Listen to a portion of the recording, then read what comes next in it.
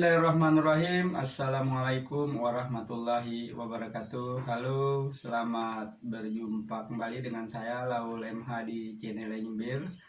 Seperti biasa, kali ini kita akan mengupas mengenai materi pelajaran sosiologi, khususnya mata pelajaran sosiologi di kelas 10. Spesifik tema yang akan kita bahas kali ini adalah tentang penelitian sosial. Berbicara mengenai penelitian, maka tidak lepas kupasan kita, pembicaraan kita pasti terkait dengan manusia. Manusia sebagai makhluk sosial, maka sesungguhnya pasti memiliki rasa ingin tahu dalam proses interaksinya, sehingga akan menimbulkan begitu banyak tanda tanya, pertanyaan di dalam benak-benaknya tentang apa, bagaimana, siapa, di mana, kapan, dan seterusnya, dan seterusnya. Akibat begitu banyak pertanyaan, maka dalam proses interaksi manusia selalu ingin mencari tahu dari setiap jawaban akan atas pertanyaan-pertanyaan tersebut.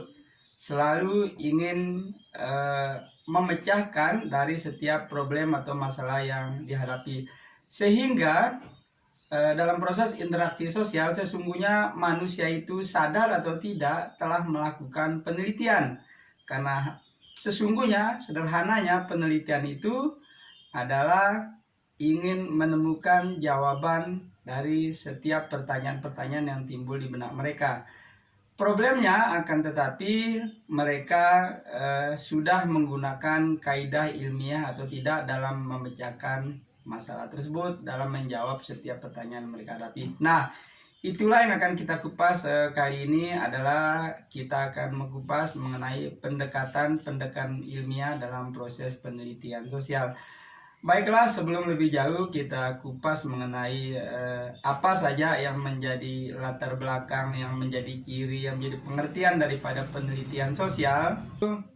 Melalui kesempatan ini saya berharap kepada kita semua tentu dalam kondisi terbaik kita, sehat walafiat dan tetap bersemangat untuk melanjutkan aktivitas kita.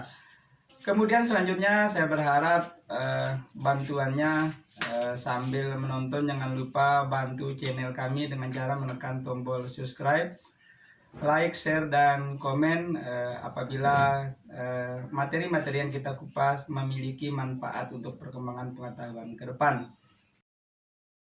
Pembahasan pertamanya akan kita mulai dari hakikat penelitian sosial. Diawali dari hasrat keingintahuan manusia akan melahirkan serangkaian pertanyaan-pertanyaan, di mana pertanyaan itu hakikatnya adalah sebuah masalah, sehingga masalah atau pertanyaan itu butuh pemecahan. Nah, dari situlah lahirnya penelitian sosial sebagai salah satu fungsi dari sosiologi. Kemudian pembahasan berikutnya kita mulai dari pengertian. Penelitian sosial berasal dari kata riset, yaitu re yang berarti kembali dan search yang berarti mencari, sehingga secara etimologis riset itu berarti penelitian atau mencari kembali. Ada sangat banyak penelitian yang dikemukakan oleh banyak ahli, namun dalam kesempatan kali ini kita ingin mensarikan dua pengertian saja. Yang pertama, penelitian dimaknai merupakan serangkaian kegiatan ilmiah untuk memecahkan suatu masalah di dalam masyarakat. Kemudian pengertian yang kedua, penelitian adalah seperangkat usaha yang terorganisir untuk mengetahui dan mengkaji suatu yang menjadi objek dalam rangka memperoleh pengetahuan dasar maupun dalil-dalil untuk mengembangkan suatu ilmu pengetahuan. Berikutnya kita akan kupas ciri dan sifat penelitian sosial. Yang pertama, tentu dirancang dan diarahkan untuk memecahkan masalah atau menjawab sebuah pertanyaan.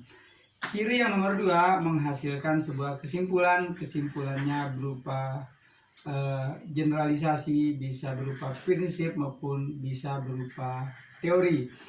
yang menggambarkan suatu objek atau kejadian. Kemudian ciri yang nomor 3, diawali dan diakhiri pada objek nyata atau objek yang dapat diobservasi, bukan pada objek yang sifatnya suatu hayalan. Kemudian ciri selanjutnya memerlukan alat pengumpul data dan prosedur yang cermat. Kemudian memerlukan keahlian, artinya orang yang melakukan penelitian tentu memiliki pengetahuan di bidang yang sedang ia kaji. Ciri yang berikutnya bersifat objektif, apa adanya. Penelitian tidak boleh dilakukan atas pesanan atau pihak-pihak lainnya. Kemudian penelitian itu memerlukan kesabaran, kehati-hatian, dan yang terakhir penelitian itu tidak boleh melanggar etika moral, etika agama. Artinya semenarik apapun suatu masalah, apabila dia melanggar etika maka tidak boleh dilakukan pengkajian. Berikutnya, untuk menjawab masalah dalam sebuah penelitian akan kita lakukan dengan 2 langkah atau pendekatan, yaitu pertama pendekatan non ilmiah dan yang berikutnya adalah pendekatan ilmiah.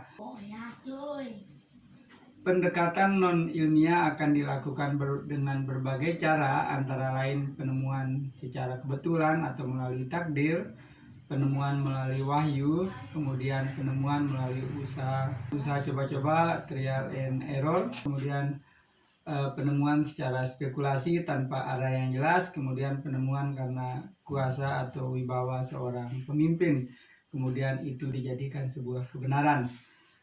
Berikutnya adalah cara-cara yang dilakukan dengan pendekatan ilmiah, meliputi 2 cara, yaitu berpikir rasional dan sistematis dan berpikir empiris. Penggabungan dari cara berpikir tersebut, baik rasional, sistematis maupun empiris, akan melahirkan metode-metode dalam sebuah penelitian ilmiah.